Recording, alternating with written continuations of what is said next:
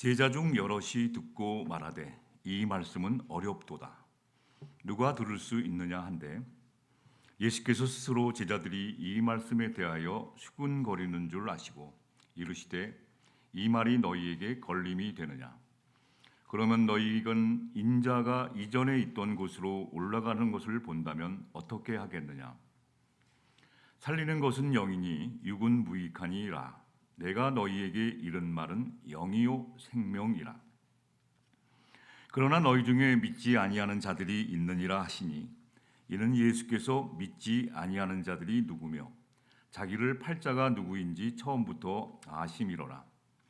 또 이르시되 그러므로 전에 너희에게 말하기를 내 아버지께서 오게 하여 주지 아니하시면 누구든지 내게 올 수 없다 하였노라 하시니라. 그때부터 그의 제자 중에 많은 사람이 떠나가고 다시 그와 함께 다니지 아니하더라. 예수께서 12 제자에게 이르시되 너희도 가려느냐. 시몬 베드로가 대답하되 주여 영생의 말씀이 주께 있사오니 우리가 누구에게로 가오리까. 우리가 주는 하나님의 거룩하신 자이신 줄 믿고 알았사옵나이다. 예수께서 대답하시되 내가 너희 12를 택하지 아니하였느냐. 그러나 너희 중에 한 사람은 마귀니라 하시니 이 말씀은 가롯 시몬의 아들 유다를 가리키심이라. 그는 12 중에 하나로 예수를 팔자로라. 아멘.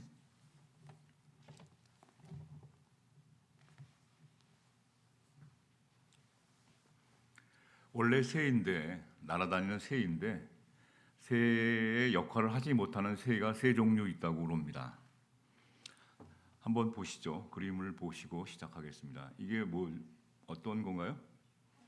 타조. 예. 또 하나 보시죠.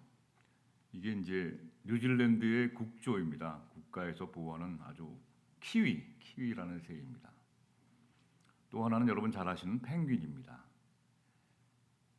이 키위, 타조, 이 펭귄은 원래 새였었는데 날지 못하게 된 이유가 있습니다. 왜 그럴까요? 그들은 걸어만 다녀도 날지 않고 걸어만 다녀도 먹이를 충분히 먹을 수 있기 때문이고, 두 번째는 어디로 옮겨 다니지 않아도 충분한 좋은 환경에 살았기 때문입니다. 기후가 너무 좋아서 다른 데로 날아가서 더위를 이렇게 추위를 피해서 날아다닐 필요가 없다는 것이죠.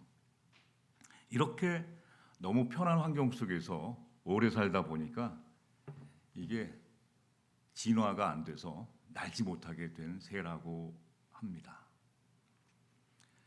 이 반대로 벌 있죠, 벌. 벌은 몸집에 비해서 날개가 굉장히 작아요. 여러분 벌이 한번 날아다니는 거 보셨어요? 몸집은 이만한데 날개는 요만해 갖고 그래도 날고 있습니다. 어떻게 날아다니나요? 너무 열심히 살아요. 저는 어느 날 벌을 보면서 잉 날아다니는 벌을 보면서 정말 열심히 사는구나. 자기가 할 수 있는 최선의 몸짓을 하면서 살아가고 있다는 것을 깨달았습니다. 여러분, 우리는 너무 좋은 환경에서 또 반대로 신앙생활 하지 못하는 환경 속에 처하다 보면 어느 날부터는 거기에 진화가 되어서 그게 익숙해져서 아예 신앙과는 거리가 멀어진 사람이 돼요.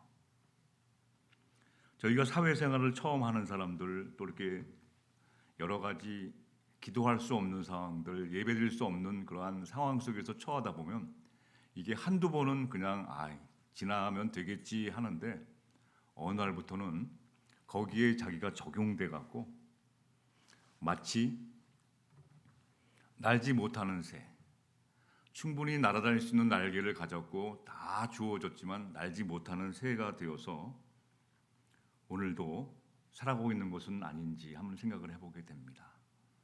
이것은 이런 새들에게만 적용되는 것이 아니라 저와 여러분의 삶 속에서 신앙적으로 적용을 해보셔야 돼요. 이민생활 초기에는 우리는 열심히 기도했고 열심히 다해서 열심히 살았습니다. 그런데 어느 날부터 안정되기 시작하는 순간 또 주변에 있는 사람들과 어울리다 보면 주변에 있는 사람들이 신앙적으로 별로 관심이 없는 사람들과 어울리다 보면 예배 한두 번쯤 안 나가도 되겠다는 그 생각에 젖어들고 그렇게 행동하게 되면 또 예배 한두 번 안 드렸는데도 벌 받을 줄 알았는데 뭐 그렇지도 않아요. 뭐 똑같아. 드리는 사람이나 안 드리는 사람은 똑같은 것 같아요. 그런 식으로 흘러가다 보면 어느 날인가 그 환경에 젖어들어서 아예 예배의 자리에 나오지 않게 되는 경우가 흔합니다. 어느 날부터 서서히 망가지는 그러한 삶이 되죠. 하나님이 저와 여러분을 부르신 이유는 그렇게 살라고 부른 것이 아니에요. 하나님의 부르심을 목적을 잊어버리지 말라고 그러는 것이죠. 새의 목적은 나는 것인데 그 목적을 잃어버리시면 안 돼요.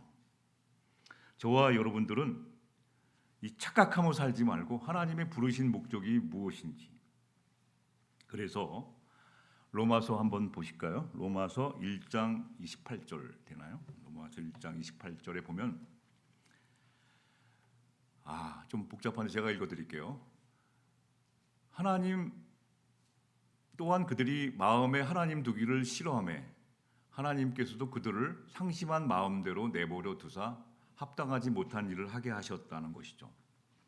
하나님이 그런 나쁜 환경에 있으면서도 계속 말씀을 하셨는데 인격적으로도 말하고 여러 가지 사람을 통해서 말씀을 하셨는데 듣지를 않게 되니까 어떻게 하냐면 그냥 그 상한 마음대로 내버려 두시는 것이죠.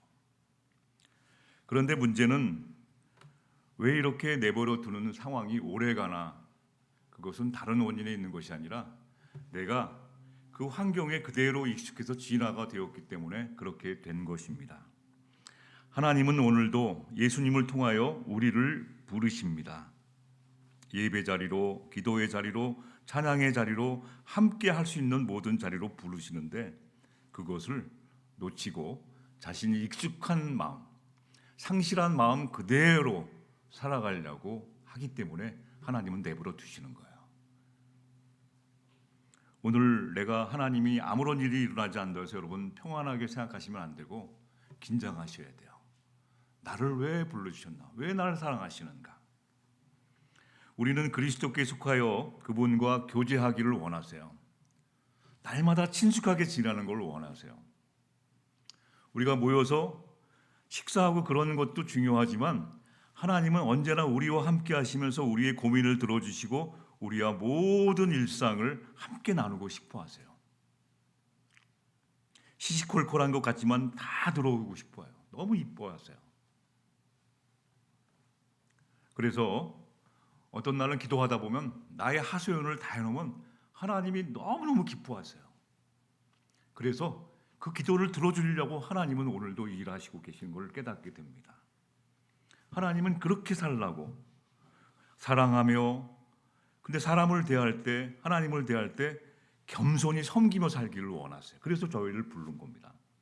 세상 사람들은 조금만 뭘 잘하면 예수 그리스도를 믿지 않는 사람들은 자기가 뭐가 잘하면 자랑하고 싶어요. 저와 여러분들은 하나님이 그렇게 살라고 하는 것이나 무슨 일이 잘 됐다면 하나님의 은혜에 감사하고 겸손히 다른 사람 앞에 낮아지기를 원하세요. 다른 사람을 섬기려면 내가 그 사람보다 낮아지지 않고는 섬길 수가 없어요. 그 사람 위에서 섬기는 것은 섬기는 것이 아니라 그 사람을 부리는 겁니다. 내가 낮아져야 돼요. 그래서 우리 선교 가고 어디 가면은 그 선교 지역 가면 그 사람들 어려우니까 막 위에서 막 지시하고 막 나눠주고 그것이 문제가 아니라 그들보다 밑으로 들어가는 게 그게 힘든 것이죠. 낮아지는 것. 그래서 겸손은 기독교의 이 핵심 버팀목입니다. 기독교가 오늘날까지 버틸 수 있는 이유는 겸손히 살기 때문이에요. 많은 사람들이. 만일 기독교에서 겸손을 빼버리면 여러분 어떻게 됩니까? 세상에서 가장 골치 아픈 존재가 바로 기독교 단체가 돼요. 겸손이 빠지면 아주 시끄러워요. 아주 세상에서 골치 아픈 그룹이 됩니다. 그런데 기독교인들이 이름도 없이 빛도 없이 겸손히 섬길 때 빛나기 시작해요. 타협도 없고 협상도 모르고 용서화해도 아주 냉정한 그러한 그리스도인들이 아닙니다. 그래서 겸손을 잃어버리면 저희가 잃어버리는 것이 예수 그리스도의 생명을 잃어버리기 때문이에요. 그래서 인자가 온 것은 섬기러 왔지 대접받으러 온 게 아니라고 강조하세요. 겸손을 잃어버리면 생명도 없어지기 때문입니다. 그래서 오늘 본문 말씀, 오늘 읽은 요한복음 6장 60절 그 앞에는 어떠한 말씀이 있었나? 예수님이 어떠한 말씀이 있었길래 오늘 이러한 말씀을 하신가를 한번 읽어보셔야 돼요. 설교 시간에는 다 하지 못하더라도 여러분이 언제나 설교 말씀 중심에 그 이전의 말씀이 무엇인가를 보고 오늘 설교 말씀을 들어가시면 됩니다. 어떤 말씀이 있었나요? 한번 보시죠. 요한복음 6장 56절 57절로 한번 보시면 내 살을 먹고 내 피를 마시는 자는 내 안에 거하고 나도 그의 안에 있느라. 57절인데 56절로 같이 됐죠. 살아계신 아버지께서 나를 보내심에 내가 아버지로 말미암아 사는 것 같이 나를 먹는 그 사람도 나로 말미암아 살리라. 예수님이 이런 말씀을 하신 거예요. 오늘 본문에. 그리고 오늘 본문으로 들어와 보시죠. 본문. 아까 읽어드린 본문 말씀에 들어오면 어떤 상황일까? 성경을 읽을 때 센스가 있어야 된다고 제가 말씀드렸지 않습니까? 분위기를 파악하셔야 돼요. 지금 오늘 읽은 말씀이 어떤 분위기인가? 어떤 분위기인가요? 어떤 상황에서 나온 말씀입니까? 사람들이 오병이어의 기적을 체험하니까 예수님만 따라보면 뭔가 이익이 되겠다는 마음에 들떠 있었습니다. 열광하며 수많은 사람들이 몰려드는 가운데 예수님이 내 살을 먹고 내 피를 마셔야 한다는 예수님의 영적 깊은 진리의 말씀을 사람들에게 전한 거예요. 그랬더니 반응이 나오죠. 한번 같이 보시죠. 제자 중 여럿이 듣고 말하되 야, 저 말씀을 어렵도다. 저걸 누가 알아듣느냐? 이렇게 나온 거예요. 여러분 설교 말씀 가끔 들을 때 여러분 저걸 누가 알아듣겠어? 어려워. 그런 설교도 있어요. 저도 어렵습니다. 저도 어떤 설교를 들을 때 그 목사님 말씀 잘한다 그런 것도 있지만 저렇게 어려운 걸 누가 알아들을까? 그런 생각도 할 때가 있어요. 근데 지금 상황이 사람들이 특히 제자들이 저 내 살을 먹고 내 피를 마시고 저걸 누가 알아듣냐? 어려운 거예요. 61절 또 어떻게 됐냐면 예수님이 측근이 있습니다. 예수님을 사랑하는 제자 베드로와 요한 등 제자들이 예수님에 대해서 어떻게 말씀하고 있습니까? 이 가까운 사람이라도 아멘, 아멘 하고 좀 하면 좋을 텐데 예수께서 스스로 제자들이 이 말씀에 대하여 수군거리는 줄 아시고 이르시되 이 말이 너희에게 걸림이 되느냐 이렇게 말씀하세요. 수군거리는 줄 아시고 이 뒤에서 이게 수근수근 되는 거예요. 이 걸림이 되느냐는 것은 여러분 로마서에서 봤지만 걸림돌이 돼요. 예수님의 복음이 걸림돌이 되는 사람이 있어요. 그래서 실족된다는 거예요. 실족. 왜 실족이 될까요? 자존심이 상하기 때문에. 예수님의 복음을 전했는데 자존심이 상한 거예요. 자기보다 믿음이 연약한 사람이 복음을 전하니까 기분이 나쁜 거예요. 자존심이 상합니다. 어느 날 어떤 교회를 도와줬는데 그 목사님이 자존심이 상하셨어요. 그 교회 교인들이 자존심이 상했어요. 너희 같은 조그만 교회에서 우리를 도와주다니. 교인 전체가 자존심이 상해서 다시 저한테 돌려주셨어요. 저는 몰랐죠. 그렇게 어려운 교회인 줄 알았는데 교인들이 자존심을 상하게 했던 적이 있습니다. 그리고 뒤에서 수근수근 됐어요. 저는 전혀 그런 몰랐는데 그래서 도와주는 것도 잘해야 되는구나 하는 생각을 해보게 됩니다. 왜 걸림이 되겠습니까? 자신이 기대한 것에 못 미칠 때 걸림돌이 돼요. 나는 이만큼 기대했는데 이만큼밖에 안 해줘. 그럼 걸림이 됩니다. 예수님이 이 말씀에 대하여 너희 수군거리는 줄 다 아셨어요. 뒤에서 수군거리는 줄 알고. 여러분 수군거림이라는 것을 제가 찾아봤습니다. 단어를 찾아보니까 제가 수근거리라는 말이 무슨 뜻인지 잘 알았는데 찾아봤어요. 그랬더니 원망이라고 되어 있어요. 원망. 이 하나님을 믿는 사람들이 이 수근거림을 잘해요. 이스라엘 백성들이 광야 생활하는 거에 계속 하나님에 대해서 수근거렸어요. 대놓고 말하면 벌 받을까봐 뒤에서 수근거렸어요. 수근거린다는 것은 다른 말로 하면 원망입니다. 원망. 뒤에 읽어보시죠. 뒤에서 불평하고 험담하는 것이 수근거림이에요. 이건 누가 잘했죠? 성경에 보면 아말렉 사람들이 이거 잘했어요. 앞에서는 못하고 뒤에서 뒤 꼬리를 치고 뒤에서 연약한 백성들한테 수근거리는 거예요. 계속. 하나님 제일 싫어하는 겁니다, 여러분. 수근거리는 신앙에서 탈피하시기를 주의 이름으로 축원합니다. 앞에서 얘기해, 앞에서 다. 뒤에서 그냥 수근. 근데 이 수근거림이 죄더라고요. 죄. 로마서 1장 29절 같이 보시죠. 곧 모든 불의, 추악, 탐욕, 악의가 가득한 자요. 시기, 살인, 분쟁, 사기, 악독이 가득한 자요. 수근하는 자요. 사기치는 거 똑같아요. 수근하는 게. 여러분 일상생활에서 사기치지 마십시오. 악독이 가득한 자로 살지 마시기 바랍니다. 근데 예수님의 제자들이 예수님이 말씀을 전하시니까 수군거림을 아시고 너희들도 걸림이 되느냐 이렇게 말씀하신 거예요.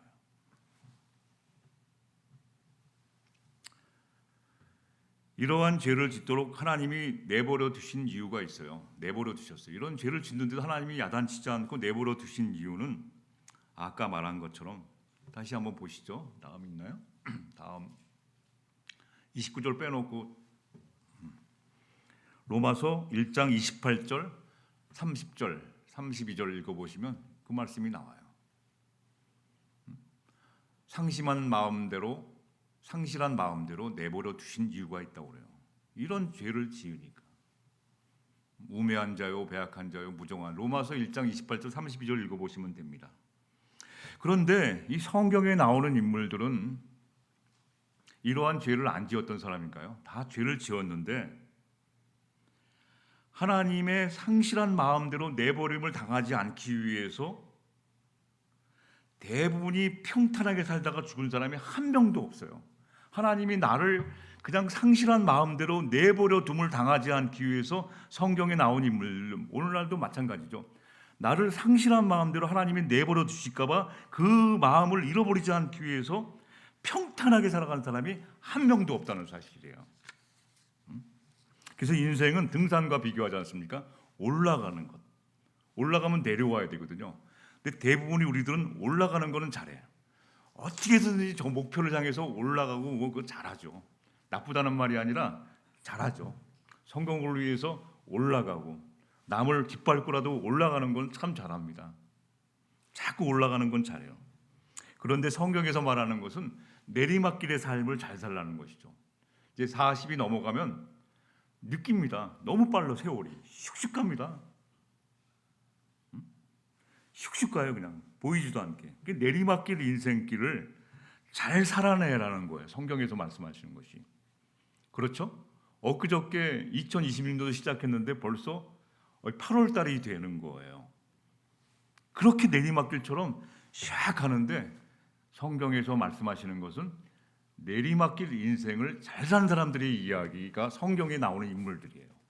그래서 평탄하고 순조로운 사는 사람은 없어요. 내가 보니까. 물론 제가 개인적인 생각이지만 평탄하게 산 사람이 없어요. 이들이 내리막길 인생을 하나님께 버림을 당하지 않도록 하나님이 그냥 상실한 마음대로 내버림을 당하지 않기 위해서 열심히 살아낸 사람들의 5가지 특징이 있습니다. 어떤 특징을 가지고 있나요? 한번 보시죠. 다음. 제가 이거 PPT를 잘 못 만들어갖고 좀 작더라도 제가 읽어드릴게요. 5가지 비결은 첫 번째는 이들은 어떤 일도 쉽게 이루는 사람들이 아니에요. 그러니까 속된 말로 쉽게 살지 않았어요. 그들은 땀을 흘릴 만큼 눈물을 흘리며 씨를 뿌려야지만 대가를 받는다고 생각하는 사람들이었어요. 고생했습니다. 고생. 두 번째, 이들은 해결의 길은 우리가 생각하는 것보다 더 긴 세월이 소요되고 있어요. 올해 안에, 이번 주 안에 빨리 응답해 주십시오. 그렇지 않아요.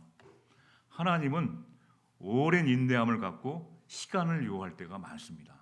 그래서 남들처럼 좀 빨리빨리 해주시면 얼마나 좋겠습니까만 세월을 소요되는 경우가 있어요. 이것을 견뎌낸 사람들이에요. 얼마나. 야곱은 자기가 사랑하는 여인과 결혼해서 어떻게 힘들었죠? 굉장히 삼촌한테 이용당하고 굉장히 힘들었어요. 그래서 어떻게 해야? 그 기다리는 날이 마치 하루를 기다리는 것처럼 오랜 시간을 참아낸 거예요. 세 번째, 내리막길을 잘 살아내는 사람의 특징은 믿는 사람들도, 우리 믿는 그리스도인들도 피해를 본다는 생각을 하셔야 돼요. 우리도 사고를 당하고 우리도 힘들 때가 있는데 그것을 인정하시고 인내하셔야 돼요. 근데 인내심이 부족할수록 손실이 더 크다는 것을 가졌어요. 아, 내가 괜히 참지 못해갖고 이런 사단이 났구나 하는 것. 그래서 믿는 자들도 피해를 보고 손해를 볼 때가 있는데 그때마다 인내함으로 부족한에 손실이 더 크지 않는 미련한 짓을 하지 않도록 했던 사람이죠. 네 번째는 내리막길을 잘 살아내는 사람들. 지금 인생이 빨리 가거든요. 네 번째 특징은 포기하고 도망치면 결과가 더 악화된다는 거예요. 뒤에서 공격하면 아주 하나님이 싫어한다는 것이죠. 정면 승부. 이들은 도망치면 결과가 더 악화된다는 것을 깨달은 사람들이에요. 다섯 번째는 우리의 믿음은 언제나 순탄한 것 같지만 도전해야 돼요. 오늘도 남들이 가지 않는 길을 도전하셔야 돼요. 그래서 기도하는 거예요. 그래서 헤치고 나가는 거예요. 아무로 보이지 않는 길. 그러니까 모험이 요구돼요. 어떻게 될지 모릅니다. 갈 바를 알지 못하고 가는 거예요.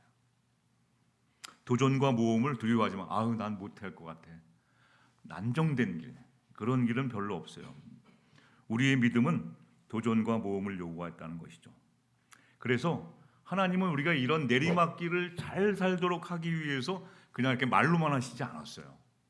어떻게 하셨나요? 너희들 이렇게 살아야 돼. 이렇게 하면 잘 될 거야. 하나님은 말씀만 하시는 분이 아니에요. 말씀에 따른 공급하심이 있고 사람을 붙여주세요. 그거 느끼시죠? 하나님은 우리가 내리막길 인생을 잘 살아갈 수 있도록 하나님 나라의 인맥을 붙여주십니다. 하나님 나라의 인맥이라는 것은 하나님이 나의 영혼을 위해 만나게 해준 사람들이에요. 사도행전 9장부터 보시면 사도 바울이 이제 교회를 처음 나오게 됐어요. 근데 사람들이 사도 바울을 싫어합니다. 바울을. 왜냐하면 저 인간, 옛날에 기독교인들을 못 살게 굽던 저 인간은 저거는 나쁜 놈이야. 그러면서 사람들이 교회에 나오는 것을 별로 안 좋아했어요. 근데 사도 바울이 교회로 들어올 수 있는 과정 가운데 첫 번째가 하나님은 누구를 만나게 해주셨죠? 아나니아를 만나게 해주세요. 그 시간, 그 시점 가장 어려울 때 거기에 아나니아가 딱 있었던 거예요. 그 아나니아가 그렇게 센스가 있던 사람이었나요? 하나님이 아나니아를 붙여주신 거예요. 그 다음에 교회 문턱으로 넘어와야 되는데 아나니아가 한 일 말고 교회 문턱을 들어와야 되잖아요. 문턱을 진입할 수 도와준 사람이 또 있죠. 누구죠? 바나바. 바나바는 여러분 인물이 좋으시고 인품이 아주 훌륭한 사람이에요.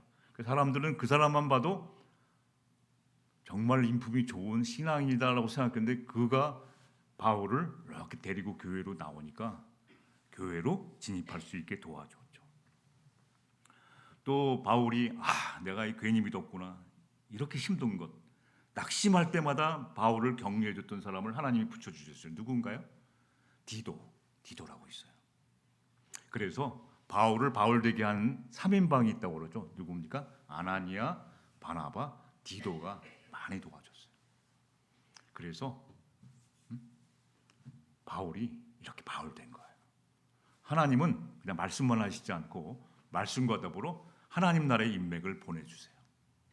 여러분 이제 나의 인생으로 한번 돌아가 보십시오. 나의 신앙 여정으로 돌아가 보시면 나의 인생 가운데 내가 만난 사람들, 내가 보내준 사람들, 이렇게 하나님이 보내준 사람들을 한번 이렇게 적어보세요. 깜짝 놀라요. 저는 어느 날 열왕기하 나아만 장군에 관한 말씀을 묵상하다가 저는 뒤집어지는 줄 알았어요. 하나님이 이렇게 섬세하게 사람들을 하나님 나라의 인맥을 보내주셔서 내리막길 길을 잘 살게 해주셨구나. 열왕기하 5장 1절부터 14절 가면 나아만 장군이 아람의 장군인데 고칠 수 없는 시기병은 아니죠. 그 나병을 걸린 거예요. 나병. 그러니까 이게 문제가 돼서 고치기 위해서 동원된 사람들이 나와요. 하나님이 보내주신 사람이 7종류의 사람이 나옵니다. 처음에는 작은 유대인 하녀, 그 나아만 장군의 그 집에 사는 이스라엘에서 잡아온 그 하녀가 있어요. 하녀가 지나가는 말로 우리나라에는 자기 그거 가기만 하면 고쳐주는 사람이 있는데 이렇게 지나가는 말로 한 거야. 그러니까 주인 마님이 듣고 얘기한 거지. 근데 익명의 사람 5절 보니까 익명의 사람이 있어요. 이름도 없는 사람이 그냥 나아만을 위해서 툭 던지고 간 거죠. 여러분, 우리가 예수 그리스도께 나오는 과정에 이름도 빛도 없이 우리를 이렇게 인도한 사람들이 있어요. 그런 사람이 누구인지. 그리고 이제 나아만이 이스라엘로 병을 고치러 가야 되면 아람 왕한테 결제를 올려서 출장이래. 저기 갈 수 있도록 보고해야 되는데 아람 왕이 너 안 돼. 거기 가면 안 돼. 이렇게 하면 어떻게 됩니까? 근데 아람 왕이 결제를 해줬어요. 갔다 와라. 가는 건 좋은데 비자가 나와야 될 거 아닙니까? 근데 이스라엘 왕이 비자를 내줬어요. 오라. 이것도 그들이 뭐 친해서 그런 것이 아니라 하나님이 쓰신 거야. 다 나쁜 사람이든 좋은 사람이든 하나님이 다 쓰신 거죠. 엘리사한테 오기는 엘리사한테 왔어요. 엘리사를 만나놨더니 엘리사가 쳐다보지도 않죠. 누구를 써요? 엘리사의 사자가 누구냐면 비서, 종. 그래서 저기 요단강 가서 7번 씻으면 나. 그렇게 하라고 그래. 그러니까 나아만이 어떻게 됐죠? 자존심 상했죠. 기대에 못 미쳤지 않습니까? 실족할 수 있는 거예요. 실족이라는 것은 자존심이 상하는 경우, 기대에 못 미치는 거 실족하게 됩니다. 교회 나와서도 마찬가지입니다. 교회 나와서 자기 기대에 못 미칠 때 실족해요, 사람들은. 그리고 자존심 상하는 것이 생길 때. 근데 지금 나아만이 엘리사가 만나주지도 않고 저기 요단강 가서 저기 7번 씻으라고 그래. 그럼 나갈 거야. 이렇게 말하니까 자존심 상하고 기대에 못 맞추니까 실족하는 상황인데도 참았어요. 그리고 요단강을 닦았는데 이거 자기네 있는 그 온천이나 그런 물보다는 너무 형편없으니까 나는 이런 거 오려고 내가 여기까지 왔냐? 안 들어간 거야. 자존심 상한 겁니다. 근데 나아만 장군의 부하들, 종들이 어떻게 돼요? 한 명이 아니에요. 종들, 복수예요. 들어가시죠. 웬만하면 들어가시죠. 이 떡대 이런 사람들이 툭툭 치면서 장군님 이러시면 안 됩니다. 빨리 가시죠. 탁탁탁탁. 결론은 들어갔죠. 어떻게 됐습니까? 나무를 엎더라. 하나님이 나아만이 어떤 자존심과 어떤 것을 하더라도 이렇게 회복시키기 위해서 7종류에 썼다는 것이죠. 이 말씀을 듣고 오늘 나는 여러 모양으로 하나님께서 순종과 믿음의 사람으로 나아갈 수 있도록 도와준 사람들을 도와 붙여주십니다. 이 말씀을 묵상하는 가운데 이것을 우리에게 적용시켜보면 너무나 많은 일곱. 7이라는 숫자는 여러분 잘 아시죠? 완전한 숫자예요. 하나님은 나를 구원하기 위해서 완전한 사람들을 보내주신다는 것이죠. 예수님의 부르심도 마찬가지입니다. 인생 내리막길에서 영생으로 가는 길에 대한 말씀을 알아듣지 못하고 고민하고 있는 제자들에게 예수님이 물어보십니다. 이제 오늘 본문으로 돌아오시면 무슨 말씀인지 못 알아들어요. 예수님이 말씀하신 제자들에게 예수님이 뭐라고 그러세요? 67절 보니까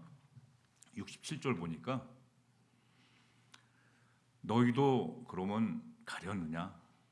너희도 다 떠나가니까 사람들이 못 알아들으니까 예수님한테 기대하고 왔는데 자기 기대에 못 미치니까 다 떠나가니까 어떻게 돼요? 너희도 가려느냐? 이렇게 물어보셨어요. 이때 베드로가 아주 이쁜 대답을 합니다. 같이 보시죠. 시몬 베드로가 대답하되 주여 영생의 말씀이 주께 있사오니 우리가 누구에게로 가오리까? 여러분 너무 잘 아시는 말씀이죠. 그런데 이것을 나에게 적용시켜 봐야 됩니다. 그림 한번 보시죠. 저 그림이래. 저거 뭐야? 다른 말씀 한번. 왔다 갔다 하네요. 죄송합니다. 그림 보시면 메시지 성경으로 한번 제가 읽어봤어요. 이 말씀을. 성경을 좀 다른 번역으로 이렇게 다르게 번역한 것. 같은 말씀인데 각도를 좀 달리해서 번역한 걸 보니까 베드로가 대답했다. 주님, 참된 생명, 영원한 생명의 말씀이 주님께 있는데 저희가 누구에게 가겠습니다. 저희는 이미 주님이 하나님의 거룩하신 분임을 확신하며 주님께 인생을 걸었습니다. 요 주님께 인생을 걸었다는 말씀이에요.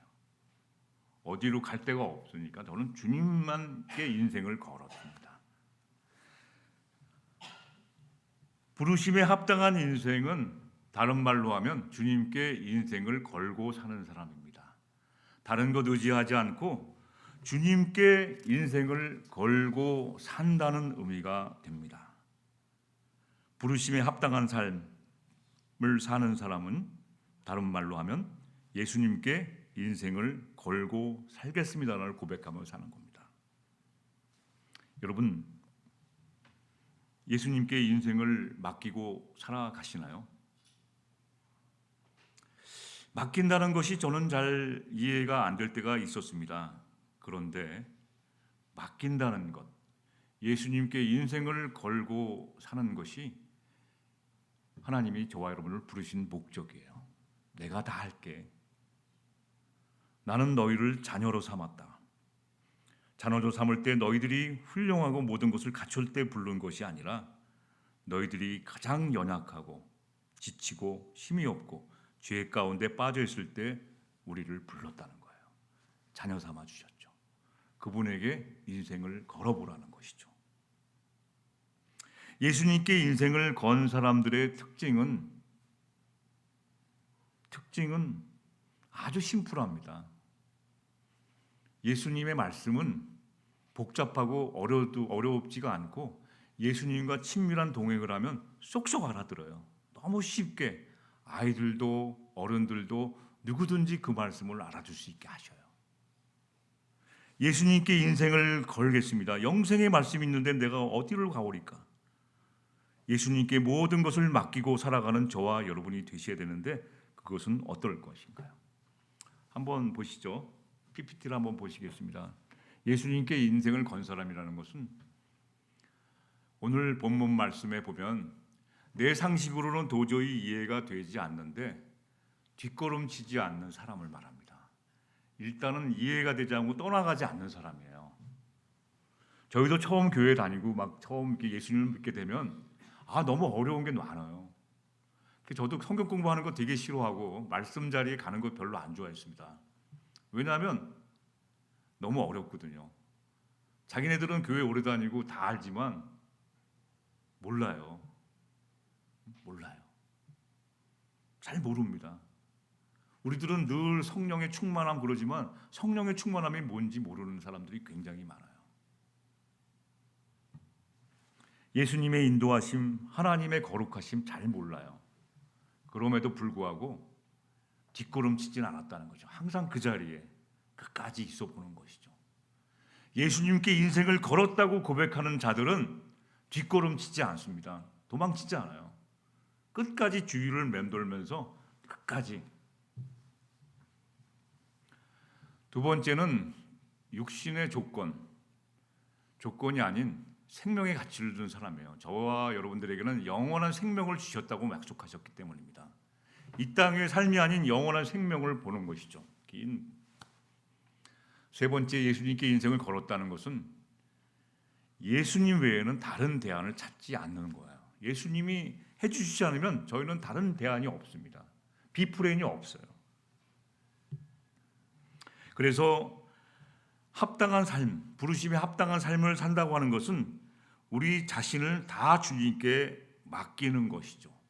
그래서 갈라디아서 2장 20절은 내가 그리스도와 함께 십자가에 못 박혔다는 것은 나의 인생을 주님께 걸었다는 거예요. 이제 내가 사는 것이 아니라 내 안에 그리스도께서 사시는 사람으로 살겠다는 것이 인생을 걸었다는 것이죠. 이것이 신앙생활이고 이것이 그리스도인인 거예요. 인생을 건 사람은 예수님 외에는 다른 대안을 찾지 않습니다. 그렇다면 우리를 불러주신 것을 다시 한번 정리해 보겠습니다. PPT 한번 보시죠. 본문을 통해 알 수 있는 것처럼 부르심에 합당한 인생의 모습을 정리하면 이 부르심의 동기가 순수해요.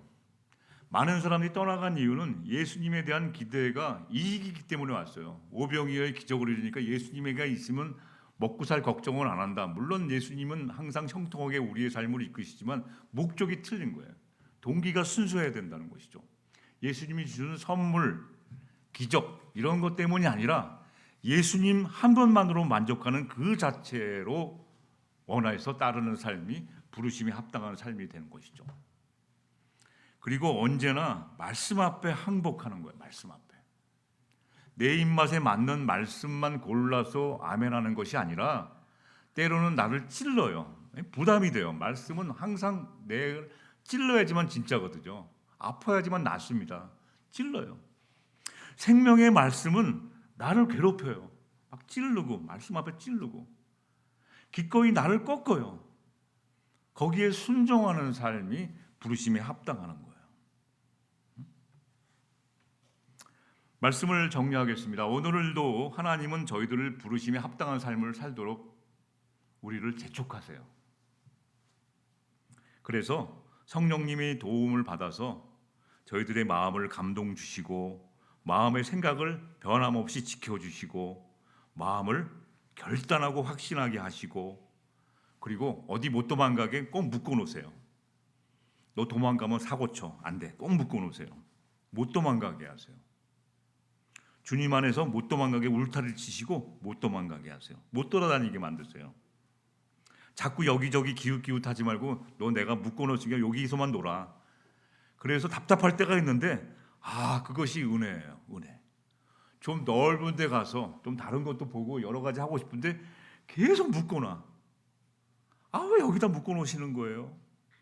그런데 그것은 답답함이 아니라 하나님의 은혜이신 것이죠. 그래서 우리에게 마음의 평안을 주세요. 이것이 오늘도 부르심에 합당하도록 도우시는 성령님의 은혜입니다. 이것을 느낄 때마다 여러분 왜 나가 이렇게 답답하게 묶어놓을까? 왜 저기 좋은 데 많은데 왜 부에나파게다 살게 하셨지? 왜 여기다 하셨을까?